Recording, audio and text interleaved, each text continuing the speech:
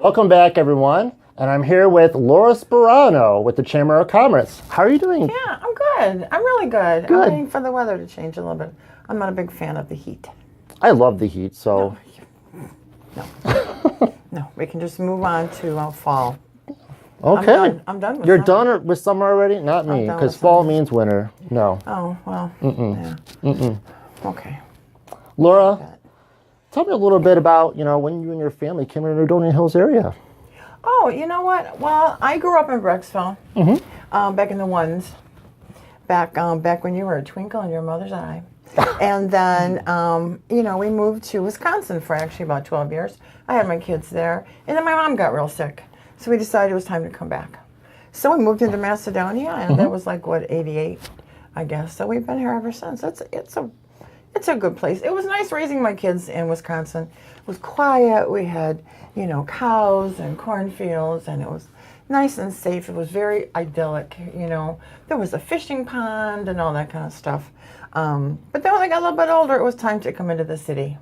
Okay. So that's how we got back here. So where'd you go to school, college? I went to Brecksville High School, or I guess now, to be politically correct, it's Brecksville Broadview Heights High School. And then I went to Kent. I have my degree in elementary education, actually. So how'd you get involved with the chamber? How did I do that? Well, you know what? When I graduated from college, there was like a million other, mostly women, girls, graduating with their degree in education. Because I still grew up in that generation where that's what you did. You were a teacher or a nurse. So we were all teachers. Well, there certainly weren't enough kids for all these teachers. So I actually never got a chance to teach. I did some substitute teaching in Wisconsin, and then when I came back here, I did that too. But after we got back here, well, I actually started in Wisconsin. I was really involved with the schools. I helped start a PTA there. And then when I moved here, it was just, I don't know, I slid right into the PTA and just kept moving up with the kids. And before I knew it, they were in college, and I had nothing to do. Well, kind of. So what role does the chamber have in marketing a local business? Oh, wow. What's the role we have in marketing? We do a lot of their marketing in that,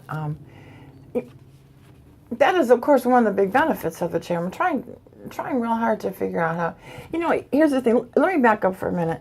The chamber helps you as much as you can help yourself, okay? So if you have a business that's just sitting behind their desk and they're waiting for me to do stuff, it's not going to happen. But if they're posting things on Facebook, I'm going to share it.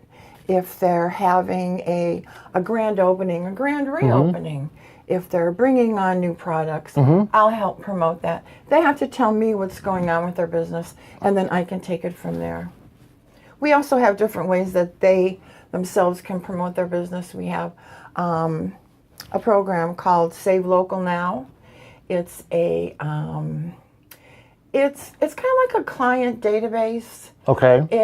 You put your clients in there and their emails, and you can send out emails to them, regularly.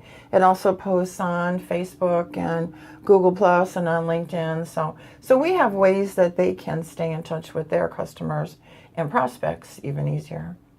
So how long have you been involved with the chamber? 22 years. 22 years. Yeah, I know. You love every minute of it? Every minute?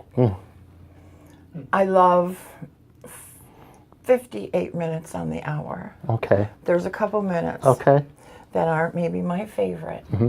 But, it's the best job in the world, though. Yeah. Except for those 2 minutes. I get to go out and talk to people.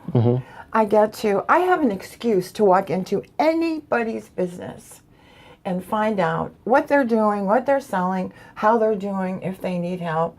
And people call me for help. It's like people need me, they want me, and I get paid for it. So it's really perfect. My background is more, from PTA, where I did everything. Everything was volunteer. I spent hours and hours and hours.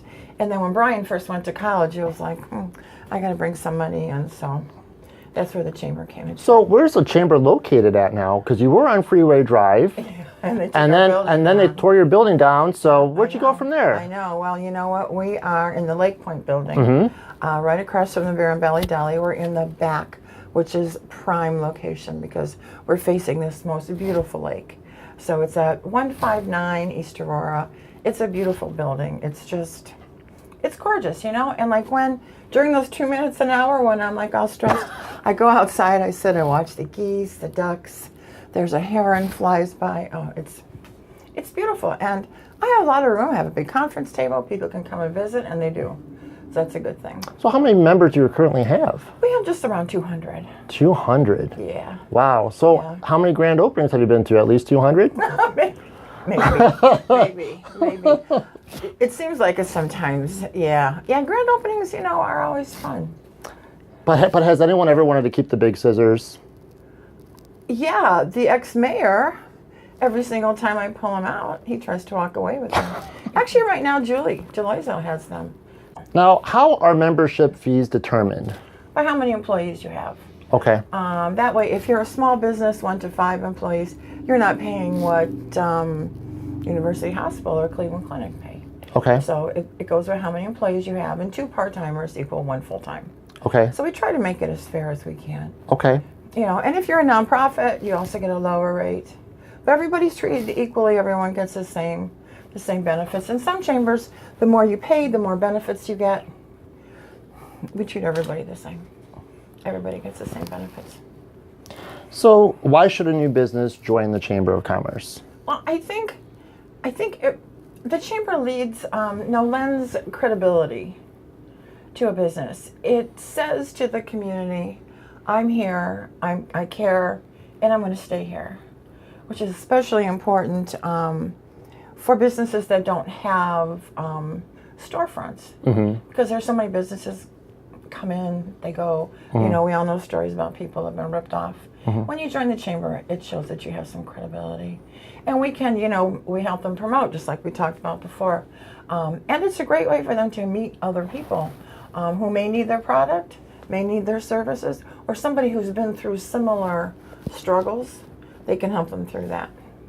So what part of your job do you enjoy the most? Actually, well, I'm not at all prepared for that question. What do I enjoy the most? You know, I think what I enjoy the most is finding new ways to help my members. Okay. To reach them, new benefits to give them, and just watch them go with it. You know, I think that's, like right now, it's like, I'm so excited about this new thing. We're going to have a home-based business group. Okay. Because people who are working at home have their businesses at home. Very often they're isolated. They don't have someone else to bounce their ideas off of. They don't, and actually there's a generation of kids coming up that don't know how to talk to each other either. So there's that whole situation. They're sitting, you know, in their basement running a business, and they still don't know how to shake hands and speak to one another. So I think that home-based businesses are missing out on a lot of the perks of being in business. You know, sharing ideas, sharing challenges, and that networking, of course, gets you more business. So I'm excited about that. I really am. And I've had a lot of people, there was a great article in the paper earlier this week, and I've had a lot of people call and say, you know, or I guess it was last week, you know, what's going on with this? This is a great idea. We have so many people who are working 20 hours a day in their basements, in their extra bedrooms, at their kitchen table. You know, we need to reach out and find out, you know, what they need, how we can help them. So I'm very excited about that.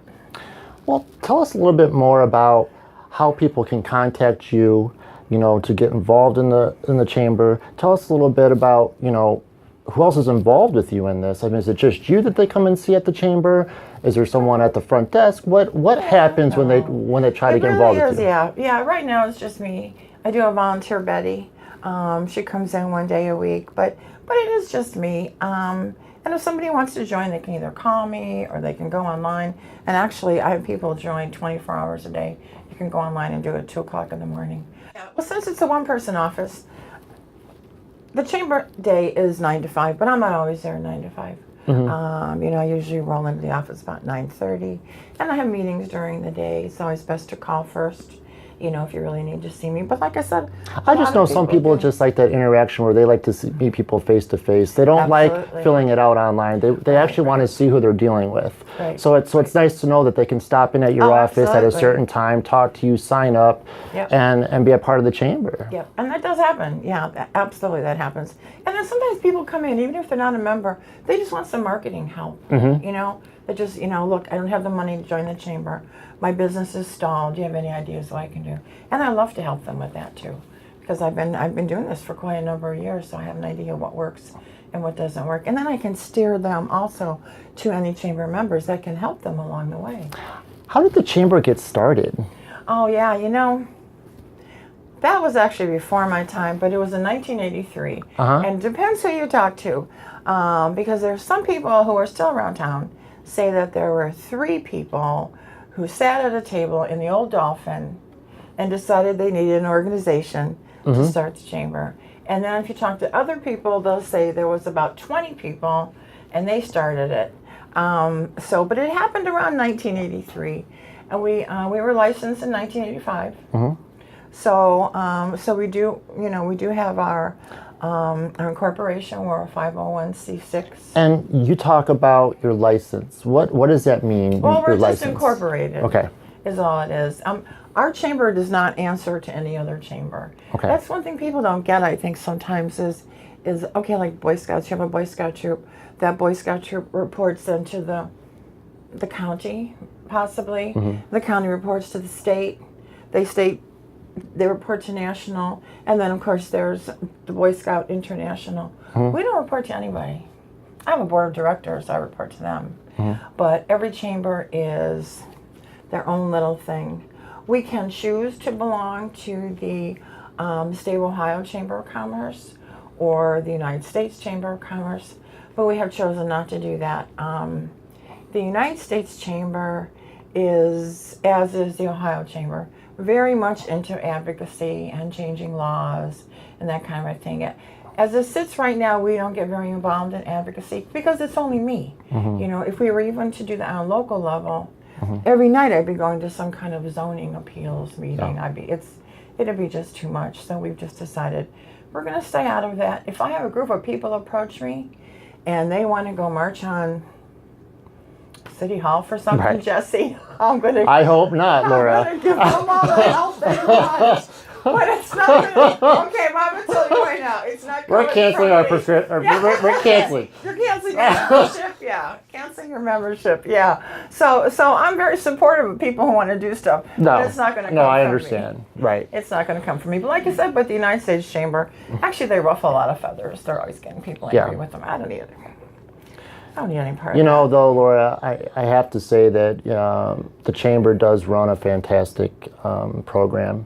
You know, we've been involved with you many years. Yeah. And, you know, I know the village is going to continue to support the Chamber of Commerce. Good.